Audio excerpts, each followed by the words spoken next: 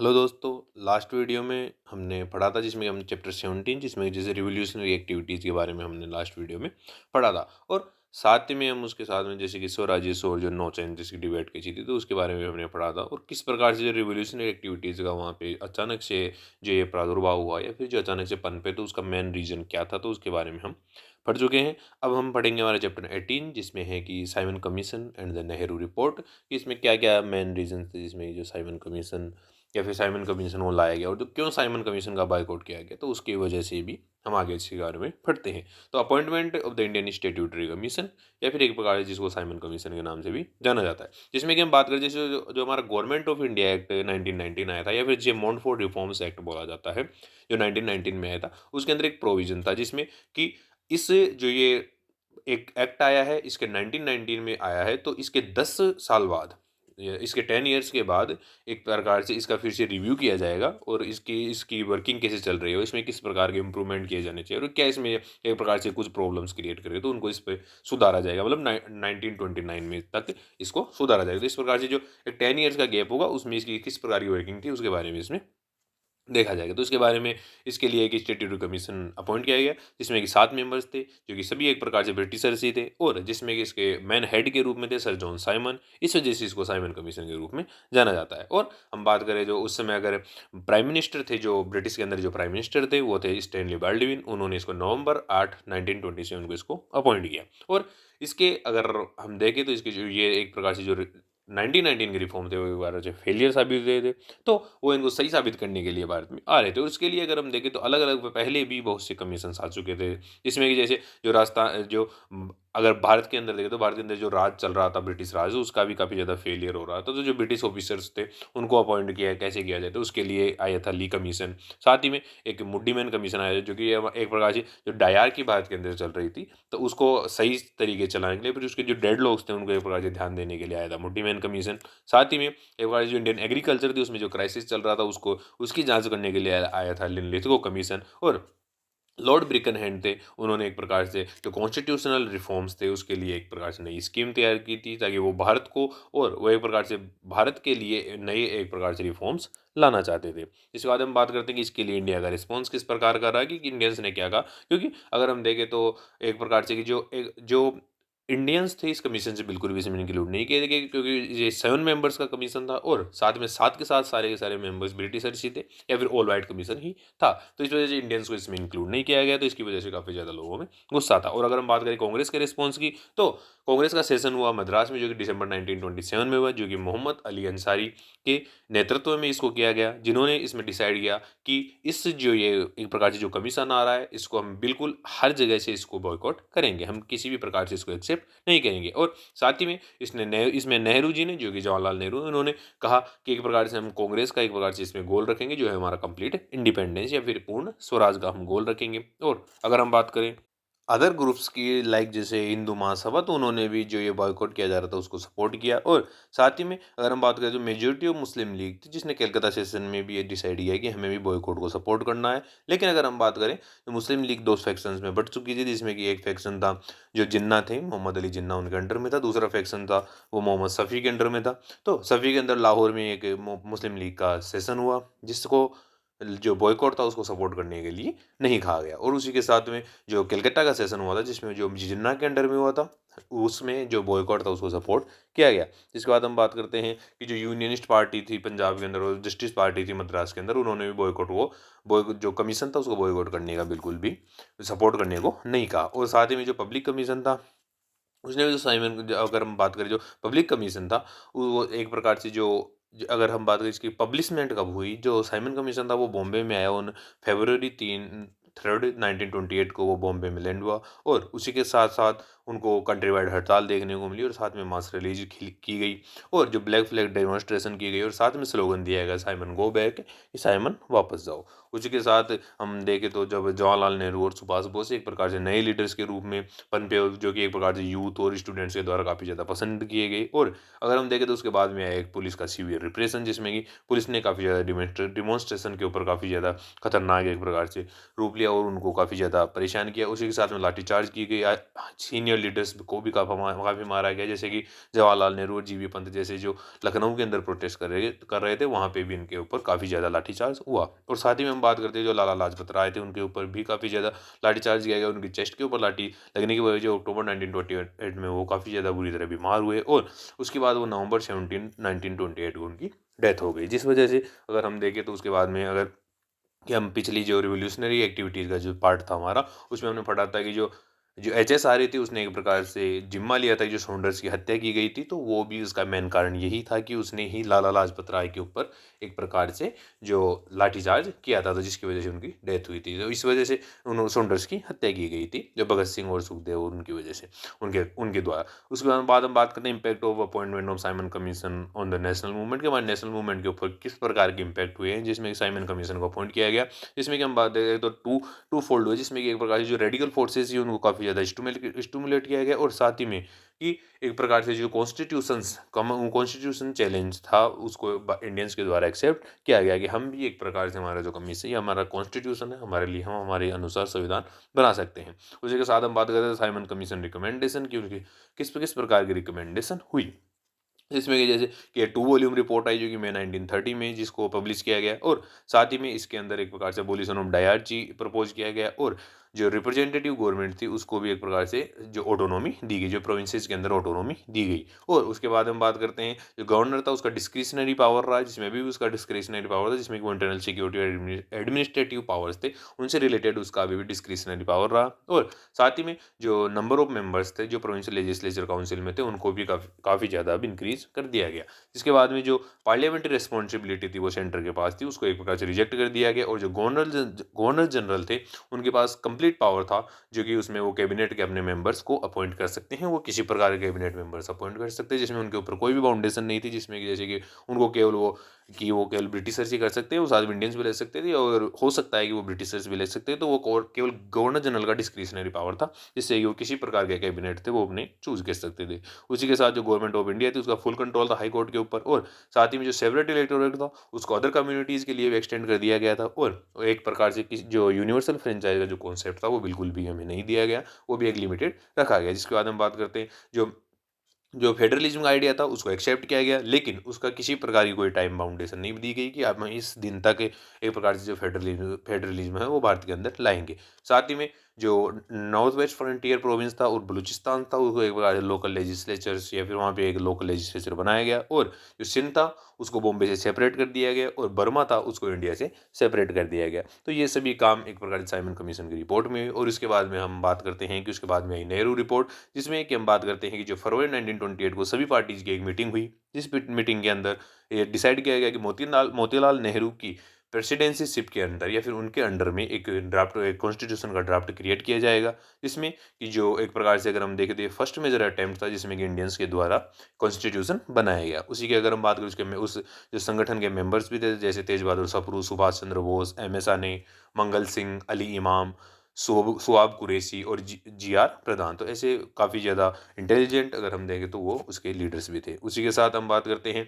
कि ये रिपोर्ट अगस्त 1928 में इसको फाइनलाइज किया गया, और साथ ही में इसको फेवर किया गया कि हमें डोमिनियन स्टेटस चाहिए, जिसमें कि हमारे जो कॉन्स्टिट्यूशन का अगर हम मेन बेसिस देखें तो उसका हमें चाहिए था कंप्लीट इंडिपेंडेंस, जो कि एक प्रकार से कांग्रेस की डिमांड थी, लेकिन इसमें एक प्रकार से डोमिनियन स्टेटस को फेवर्ड किया गया। तो इस वजह से काफ़ी जो इसके जो अलग जो लोग थे वो भी काफ़ी ज़्यादा गुस्सा हुए। और अगर हम बात करें इसके मेन रिकमेंडेशंस की, जिसमें एक प्रकार से डोमिनियन स्टेटस था, जिसमें कि सेल्फ गवर्नमेंट डोमिनियंस के साथ में एक प्रकार से इसको डिसाइड किया कि हमें डोमिनियन स्टेटस चाहिए, और हमारी जो एक प्रकार से इंडिया है उसमें सेल्फ गवर्निंग डोमिनियन होगा।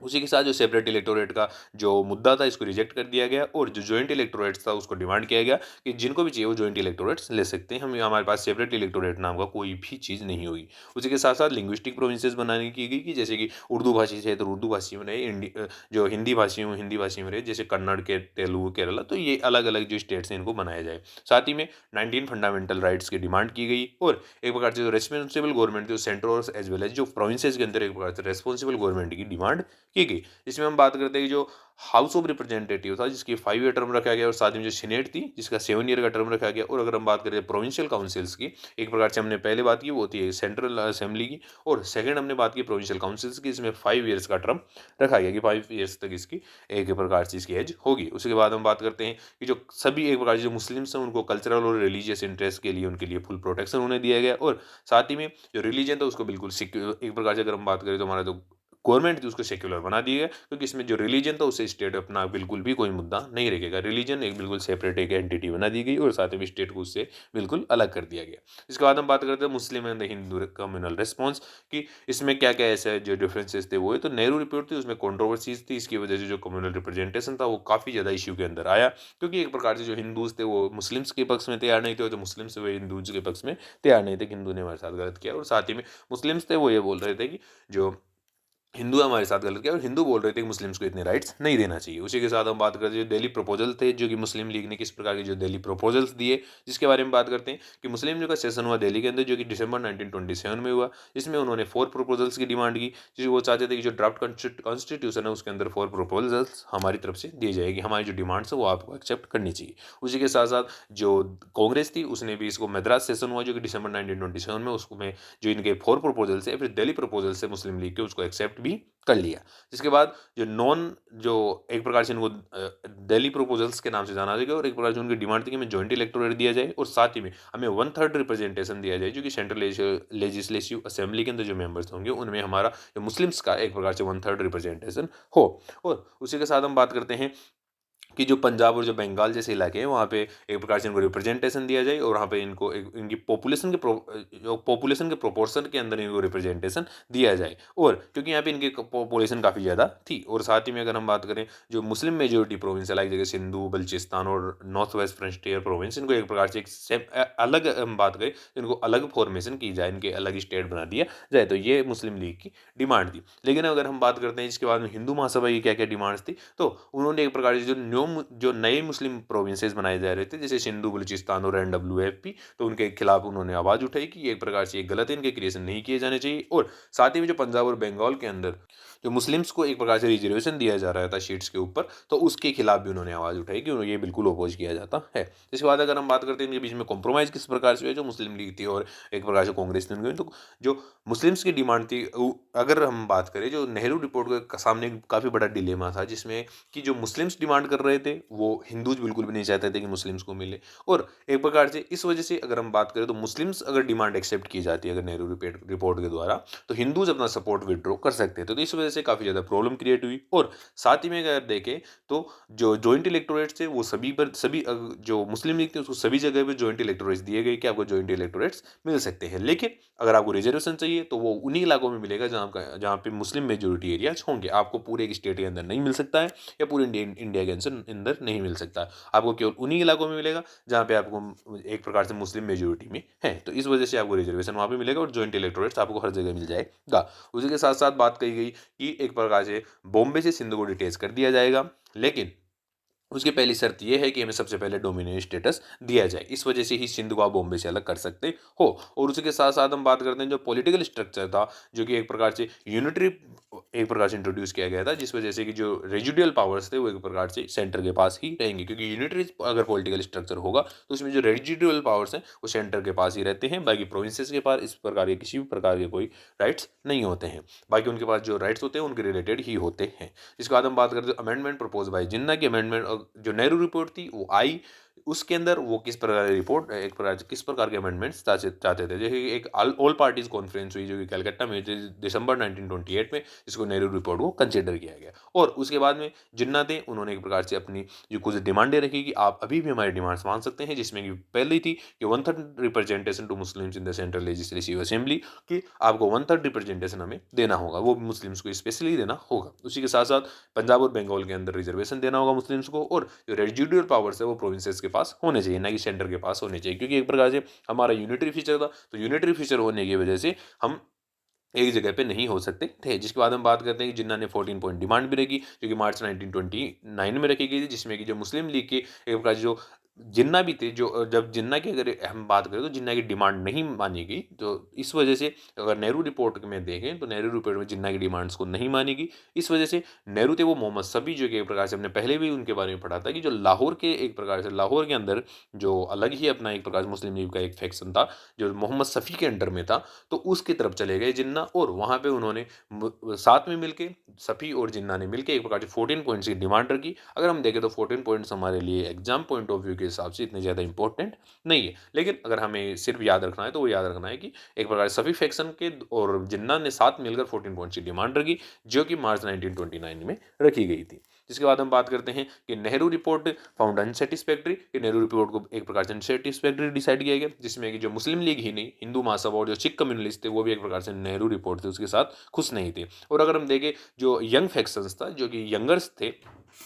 जिनके लीडर्स लाइक जैसे जवाहरलाल नेहरू और सुभाष चंद्र बोस थे, तो वो उन्हें भी काफ़ी गुस्सा आया क्योंकि इसके अंदर अगर हम देखें तो इसके अंदर एक प्रकार से डोमिनियन स्टेटस की डिमांड की गई जो कि उससे पहले ही जवाहरलाल नेहरू और सुभाष चंद्र बोस ने एक प्रकार से अनाउंसमेंट कर दिया था कि जो कांग्रेस है उसका गोल केवल और केवल कंप्लीट इंडिपेंडेंस होगा या फिर पूर्ण स्वराज होगा, हमें डोमिनियन स्टेटस नहीं चाहिए। इस वजह जो यंगर सेक्शंस थे वो काफ़ी ज़्यादा गुस्से में थे। और इसी के साथ साथ हम बात करते हैं कि जो जवाहरलाल नेहरू और सुभाष चंद्र बोस थे उन्होंने जो कांग्रेस कांग्रेस ने जो अपना गोल को मॉडिफाइड किया, लाइक जैसे उन्होंने डोमिनियन स्टेटस की डिमांड की तो उसको भी एक प्रकार से रिजेक्ट कर दिया। और साथ ही में उन्होंने अपनी एक नई ही जो पार्टी थी वो उन्होंने बना ली जिसे इंडिपेंडेंस फॉर इंडिया लीग कहा गया, जिसके नाम से उन्होंने अपनी अलग ही एक पार्टी बना ली जिसमें कि इन दोनों लीडर्स थे और साथ में इनके जो यंगर जो इनके जो एसोसिएट्स थे वो भी इनके साथ वहाँ पे आ गए थे। तो इस प्रकार से जो नेहरू रिपोर्ट थी वो काफ़ी ज़्यादा अनसेटिस्फैक्टरी साबित हुई। और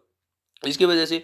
जो एक प्रकार से अगर हम देखें तो कांग्रेस के अंदर ही बहुत से प्रकार के डिफ्रेक्शंस पैदा हुए थे क्योंकि हिंदू महासभा भी इसको मानने को तैयार नहीं थी। एक प्रकार से अगर हम देखें तो सिख कम्युनिटी भी इसको मानने को तैयार नहीं थी और क्योंकि एक प्रकार से उन्होंने सेपरेट इलेक्टोरेट्स को बर्खास्त कर दिया था तो इस वजह से सिख भी तैयार नहीं थे। हिंदू महासभा तैयार नहीं थी क्योंकि वो मुस्लिम्स को राइट दे रहे थे तो इस वजह से हिंदू महासभा तैयार नहीं थी। और मुस्लिम लीग भी एक प्रकार से तैयार नहीं थी क्योंकि जो मुस्लिम्स की डिमांड थी वो भी उसमें नहीं मानी गई थी। और अगर हम देखें जो यंगर सेक्शंस थे उनकी डिमांड थी कि हमें कंप्लीट इंडिपेंडेंस चाहिए या फिर पूर्ण स्वराज चाहिए, तो वो डिमांड भी एक प्रकार से इसमें नेहरू रिपोर्ट के अंदर नहीं मानी गई थी। तो इस वजह से जो यंगर सेक्शन था वो भी काफ़ी ज़्यादा इनके ऊपर गुस्सा था। तो इस वजह से जो काफ़ी अगर हम देखें तो नेहरू रिपोर्ट बिल्कुल ही एक प्रकार से किसी भी काम की नहीं रही और एक प्रकार से इसको अनसेटिस्फैक्टरी माना गया। तो आज हमने पढ़ा जिसमें कि क्या क्या जो साइमन कमीशन था और साइमन कमीशन की किस प्रकार की जो रिकमेंडेशन थी वो पढ़ा और उसके बाद में जो नेहरू रिपोर्ट जो लाई गई तो उसकी क्या वजह थी और क्यों नेहरू रिपोर्ट को एक प्रकार से कॉन्स्टिट्यूशन के रूप में कंसिडर किया जाता है, तो वो सब हमने पढ़ा। जिसके बाद हम अगले वीडियो में पढ़ेंगे कि